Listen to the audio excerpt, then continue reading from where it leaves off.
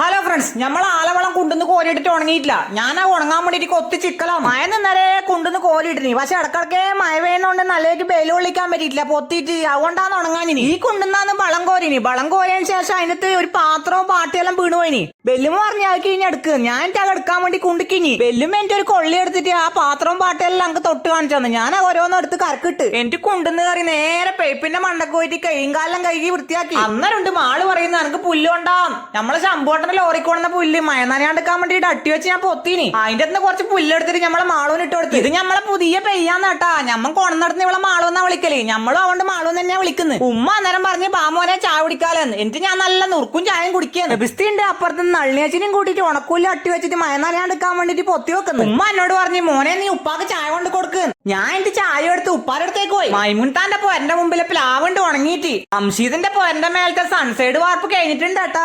ഉപ്പ വളപ്പിലാന്ന് കേട്ടാ ഉള്ളേ. ആടെ മോശമായ ബായന്റെ കുറുക്കലെല്ലാം മുറിച്ച് വൃത്തിയാക്കിയെന്ന്. ഉപ്പാക്കാടെ ചായയും കൊടുത്ത് ഞാൻ നേരെ നമ്മളെ സ്കൂളിലേക്ക് പോയി. സ്കൂളിന്റെ 68ാം വാർഷികമാണ് ഈ വരുന്ന ഏപ്രിൽ 8-ന്. Korlayi GLP school. അതാന്ന് കേട്ടാ നമ്മളെ സ്കൂളിന്റെ പേര്. സ്കൂളിൽ നിന്ന് ലഹരിക്കെതിരെ പെനാൽറ്റി ഷൂട്ടൗട്ട് എല്ലാം ഉണ്ട്.